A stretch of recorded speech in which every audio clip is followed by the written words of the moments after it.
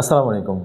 আমি আজকে একটা বিষয় নিয়ে আলোচনা করতে যাচ্ছি। সেটা হলো যে দেখো আমি একটা প্রশ্ন খুবই কমন একটা ব্যাপার প্রথম অধ্যায়ের যেটা নিয়ে আমাদের কাছে অনেকের কনফিউশন আছে। সেই কনফিউশন দূর করার জন্য একটু চেষ্টা করি।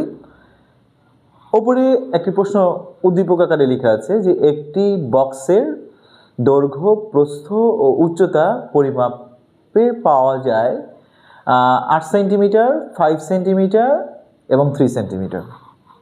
ছোট একটা উদ্দীপক। এখানে অনেকগুলো সুন্দর একটি মজার অঙ্ক এটা।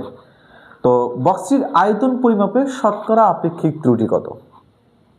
একটা বক্সের যেমন দৈর্ঘ্য থাকে, প্রস্থ থাকে এবং উচ্চতা থাকে, তাহলে আমরা জাস্ট হচ্ছে ওটার আয়তন পরিমাপের শতকরা আপেক্ষিক ত্রুটিটা নির্ণয় করব। প্রথমত আমরা যেহেতু এখানে দেখছি যে মানে সম্ভাব্য ত্রুটির কোনো ইনফরমেশান এখানে নাই, তাহলে এই জায়গাতে আমাদের যেটা করতে হবে সম্ভাব্য ত্রুটি আমরা কতটুকু ধরে নিব, এটা হচ্ছে একটা ব্যাপার। তো সম্ভাব্য ত্রুটি হচ্ছে যদি কোনো সেন্টিমিটার স্কেল আমরা আমাদের কাছে দেয় যে সেন্টিমিটার স্কেল দিয়ে পরিমাপ করা হচ্ছে, তাহলে সেন্টিমিটার স্কেলের জন্য সম্ভাব্য যে ত্রুটি, এই সম্ভাব্য ত্রুটি হতে হবে ±0.5 সেন্টিমিটার। সম্ভাব্য ত্রুটি হচ্ছে এটা।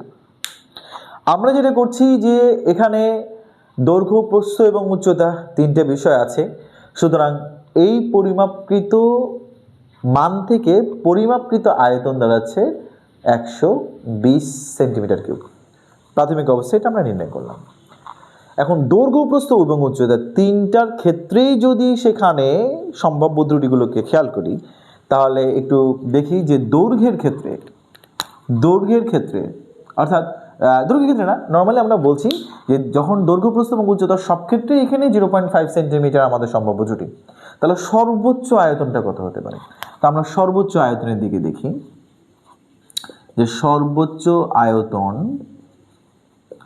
ইকুয়াল টু যে 8 plus 0.5 into 5 plus 0.5 into 3 plus 0.5 equal, আমরা এখানে মানটা করতে পারি 163.625 163.625 সেন্টিমিটার কিউব। এটা হলো সর্বোচ্চ আয়তন। তাহলে সর্বনিম্ন আয়তন কত হবে? তাহলে আমরা যদি দেখি যে সর্বনিম্ন আয়তনটা হবে 8 minus 0.5 into 5 minus 0.5 into 3 minus 0.5। এটা ইকুয়াল করলে পাওয়া যায়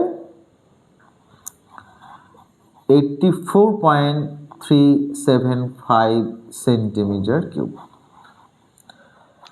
এখন আমাদের যে সর্বোচ্চ মান হয়েছে এবং সর্বনিম্ন মান হয়েছে, এই সর্বোচ্চ এবং সর্বনিম্ন মান থেকে পরিমাপকৃত যে আয়তনটা আছে এটা আমরা বাদ দিব। বাদ দিলে কি দাঁড়ায়? একটু দেখি যে তাদের মধ্যে কতটুকু বিচ্যুতি হয়েছে। তাহলে এই জায়গা থেকে আমরা চূড়ান্ত যে ত্রুটি আছে, এই চূড়ান্ত ত্রুটিটাকে আমরা বাছাই করে নিতে পারবো। তাহলে চূড়ান্ত ত্রুটির ক্ষেত্রে আমাদের যেটা করতে হবে যে 163.625 মাইনাস এই যে পরিমাপকৃত মানটা আমরা বিয়োগ করে দেব। তো পরিমাপকৃত মান যদি আমরা এখানে বিয়োগ করি, তাহলে এটা মান আসে 43.625 সেন্টিমিটার কিউব। অপরদিকে এই যে মানটা রয়েছে এটার সাথেও যদি আমরা পরিমাপকৃত মানটাকে বিয়োগ করি 375, তাহলে এইটার যে মান দাঁড়ায় সেটা দাঁড়ায় হচ্ছে 35.625 সেন্টিমিটার কিউব। এই মানটা দাঁড়ায়।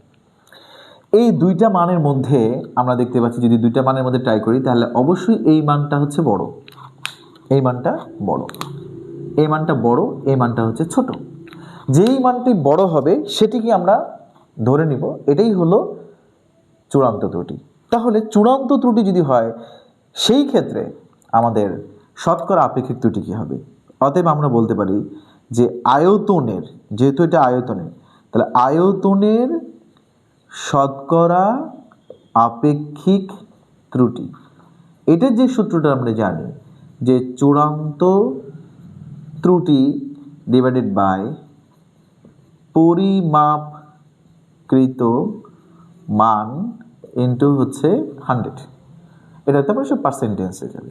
তো চূড়ান্ত ত্রুটি হচ্ছে আমাদের 43.625 ডিভাইড বাই পরিমাপকৃত মান হচ্ছে 120 ইন্টু হচ্ছে 100। তখন দেখা গেছে এটা মান আসছে 36.35%। তার মানে আমাদের কাজটা হয়ে গেল।